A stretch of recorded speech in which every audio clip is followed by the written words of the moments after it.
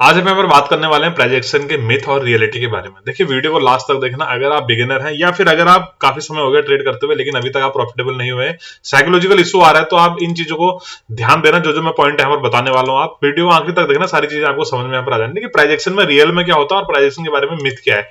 देखिए प्राइजेक्शन का मतलब सिर्फ यही नहीं होता है कि मार्केट में आपने सपोर्ट और रेजिस्टेंस फाउंड आउट कर लिया या फिर कोई पैटर्न आपने फाइंड आउट कर लिया और उसके बाद उस पर आप ट्रेड एग्जीक्यूट करने वाले हैं। बहुत सारी चीजें आप प्राइजेक्शन के साथ मिलानी होती है। सिर्फ प्राइस को देखना ही प्राइजेक्शन नहीं होता। कई बार हम ये समझ लेते हैं कि यहाँ पर रेजिस्टेंस है, यहाँ से मार्केट ब्रेकआउट करेगा तो अपसाइड की तरफ जाएगा, या रिवर्सल देगा तो हम यहाँ पर पी का ट्रेड लेंगे।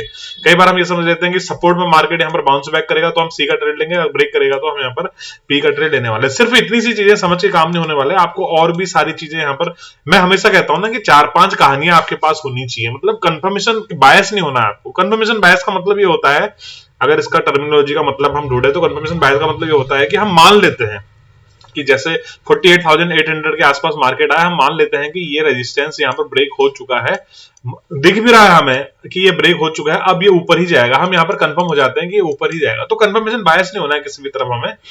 हमें करना क्या है कि 4-5 रीजन हमारे पास ऐसा होना चाहिए। अगर आम भाषा में से हम बताएं तो ये मैं पहले भी बताते रहता हूँ कि 4 से 5 रीजन आपके पास होने चाहिए जो आप यहाँ पर ट्रेड एग्जीक्यूट करने से पहले, तो ही आप यहाँ पर प्रॉफिटेबल ट्रेडर बन सकते हैं, या फिर आपके अकाउंट में यहाँ पर पैसा आ सकता है। आज की देखिए बैंक निफ्टी और निफ्टी दोनों हमने ट्रेड किया, बहुत अच्छा प्रॉफिट यहाँ पर मिला। बैंक निफ्टी में मैंने सुबह ट्रेड किया, अच्छा प्रॉफिट मिला, फिर मैं कुछ देर के लिए मैंने सिस्टम बंद कर दिया था। अभी फिर बैंक निफ्टी में एक ट्रेड मिला पी साइड में, उसमें भी अच्छा प्रॉफिट हमें यहाँ पर देखने को मिला।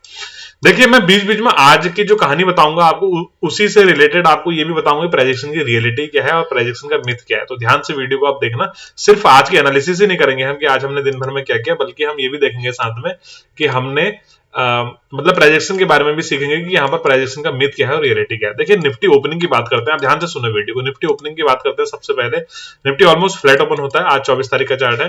फ्लैट ओपन होने के साथ साथ ही देखिए, अगर मार्केट के पास ऊपर जाने के लिए मौका यहाँ पर भरपूर है, अगर जा सकता है तो इस लेवल को अपसाइड की तरफ ब्रेक करके मार्केट ऊपर जा सकता है, लेकिन बहुत अच्छी बेयरिश कैंडल बनाता है, जैसे कल बैंक निफ्टी में देखने को मिले थे, और कल के सपोर्ट तक आता है, यानी 23,120 23,100 तक के लेवल तक मार्केट यहां पर आता है। अभी देखिए यहां पर मैंने एक पी का ट्रेड बनाया था और उसके पीछे का लॉजिक क्या था ये मैं आपको बताता हूं। देखिए अगर मैं यहां पर निफ्टी 1 मिनट का चार्ट लगाता हूं, साथ साथ में ये भी सीखेंगे कि किस तरह से बैंक निफ्टी के साथ निफ्टी को कोरिलेट किया जाता है, ताकि आपकी कंफर्म एक और ना एक्स्ट्रा एविडेंस मिल जाए आपको। यहाँ पर extra evidence in the sense, मतलब अगर आप ट्रेड लेते हैं, मैं बताता हूँ ना, 4-5 रीजन आपके पास होने चाहिए। एक एक्स्ट्रा रीजन मिल जाए तो बहुत अच्छा प्रॉफिट यहाँ पर आपको हो सकता है। देखिए निफ्टी ओपन होता है, ओपन होने के बाद निफ्टी पहली कैंडल इस तरह से वॉलेटाइल बनाता है और सीधे नीचे आ जाता है, यानी पहले ऊपर जाता है फिर नीचे आ जाता है अपने सपोर्ट तक। सपोर्ट में जाने के बाद आपको यहां पर दिख रहा होगा, सपोर्ट में जाने के बाद मार्केट फिर से ऊपर की तरफ जाने लगता है। अब एट द सेम टाइम हो क्या रहा था, देखिए मैं अगर यहां पर बैंक निफ्टी का चार्ट लगाऊं, at the same time bank Nifty 1 minute लगा देता हूं, 1 मिनट बैंक निफ्टी 1 मिनट लगा के आपको क्लियर हो जाएगा कि बैंक निफ्टी लोअर हाई बनाते हुए डाउन साइड की तरफ आने लग गया था। 24 तारीख का चार्ट लगा था बैंक निफ्टी में। देखिए निफ्टी और बैंक निफ्टी को किस तरह से कोरिलेट किया जाता है, ओपन होता है, ऊपर जाने के बाद ऊपर जाता है, वॉलेटिलिटी होता है, लोअर हाई बनाते हुए डाउन साइड की तरफ आने लगता है। बैंक निफ्टी अपने सपोर्ट के आसपास आ रहा था। अभी देखिए बैंक निफ्टी में हम यहाँ पर ट्रेड लेते हैं तो ये होता है हमारा ब्रेकआउट ट्रेड, इसे लिखेंगे हम ब्रेकआउट ट्रेड। अगर बैंक निफ्टी होता, कल मैंने क्या बताया था कि ब्रेकआउट ट्रेड से अच्छा रिवर्सल ट्रेड होता है। रिवर्सल ट्रेड में हमारी प्रॉफिटेबिलिटी बढ़ जाती है, मतलब प्रॉफिट होने के चांसेस वहां पर बढ़ जाते हैं। अभी देखिए निफ्टी में मार्केट ऊपर जाता है, नीचे आता है, ये सेम कंडीशन थी। मार्केट जब यहां पर पहुंचता है और जब बैंक निफ्टी में से ब्रेक कर रहा होता है, ये जब यहां पर सेल ऑन राइज का एक ट्रेड, ये सेटअप हमारा बन रहा होता है। मैं क्या करता हूं, देखिए मैं केवल हम इसका इस्तेमाल करते हैं, फिबोनाची का 50% टूल का हम इस्तेमाल यहां पर करते हैं। ये टूल लगाने के बाद हमें ये पता चलता है कि ये लेवल 50% के आसपास है।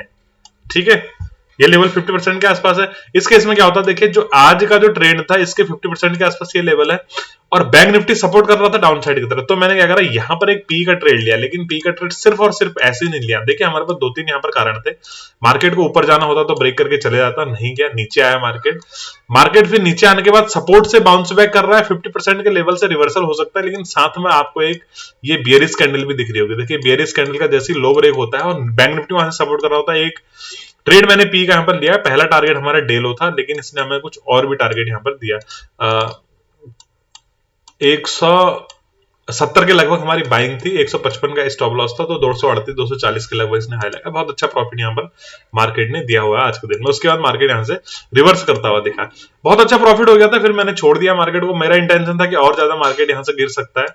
सिर्फ देखा ना, मैंने सिर्फ एक कारण पे ट्रेड नहीं किया। अगर मैं यहाँ पर आपको डेली कैंडल का चार्ट लगा के दिखाऊं तो मेरा इंटेंशन ये था कि लो के आसपास मार्केट ट्रेड कर रहा था, तो मार्केट में इस तरह से प्राइस बन सकता, तो ये जो प्रीवियस लो है 23,000 का, इसे भी टच कर सकता, लेकिन मार्केट फिर वहां से रिवर्स कर गया, फिर मैंने छोड़ दिया इसे। बैंक निफ्टी की अगर बात करें, देखिए बैंक निफ्टी 1 मिनट का चार्ट में यहाँ पर लगाता हूँ। 1 मिनट के चार्ट में बैंक निफ्टी भी रिवर्स होता हुआ दिखा, आज का डे हाई भी बैंक निफ्टी ने ब्रेक किया।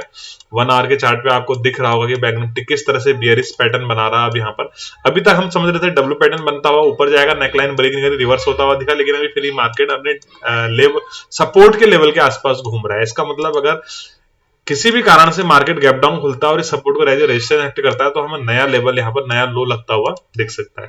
बैंक निफ्टी में देखिए, जो मैंने दूसरा ट्रेड लिया उसके पीछे का लॉजिक सिर्फ इतना था।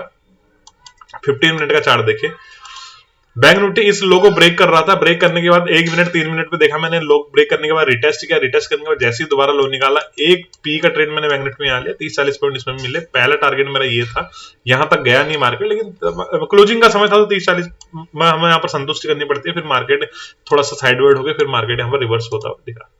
सिंपल चीजें हैं।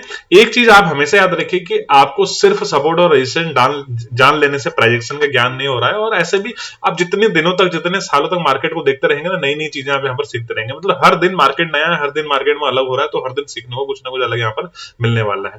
तो एक चीज का हमेशा ध्यान रखें कि जब भी मार्केट ब्रेकआउट के पास आता है, तो ब्रेकआउट ट्रेड करने से अच्छा आप रिवर्सल वहां पर ढूंढने की कोशिश करें, अगर रिवर्सल पैटर्न वहां पर बनता है तो।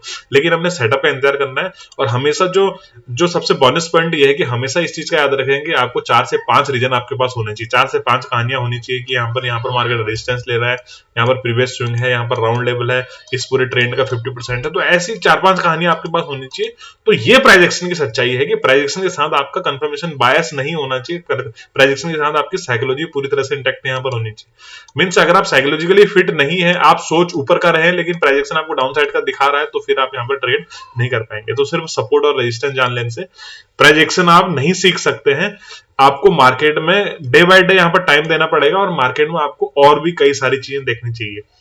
आप इंडेक्स से ट्रेड कर रहे हैं तो निफ्टी के साथ आप बैंक निफ्टी का ट्रेड लगा सकते हैं। साथ में ग्लोबल बहुत ज्यादा देखने की जरूरत नहीं है बिगिनर स्टेज में, लेकिन आपको साथ में ग्लोबल भी देखना पड़ेगा अगर आप थोड़ा सा प्रो लेवल के ट्रेडर बन जाते हैं, एडवांस लेवल के ट्रेडर। इससे क्या होता है ना कि एक एक्स्ट्रा एविडेंस आप क्रिएट कर पाते हैं, आपका कंफर्मेशन बढ़ जाता है, आपका कॉन्फिडेंस बढ़ जाता है। जब आप ट्रेड लेंगे तो आपको प्रॉफिट होने के चांसेस यहाँ पर बढ़ जाते हैं, और होता कुछ नहीं है। बाकी प्राइजेक्शन पे जितना ध्यान देंगे, कोई इंडिकेटर, कोई टूल पे आपको यहाँ पर काम करने की जरूरत नहीं है। जितना प्राइजेक्शन पे ध्यान देंगे उतना बेहतर ट्रेडर आप दिन पर दिन बनते रहेंगे। वीडियो अगर पसंद आए तो दोस्तों, लॉजिक पसंद आए तो वीडियो को लाइक करिए, शेयर करिए, चैनल को सब्सक्राइब करिए। इस तरह के ट्रेडिंग से जुड़ सकते हैं टेलीग्राम चैनल से, लिंक है डिस्क्रिप्शन में।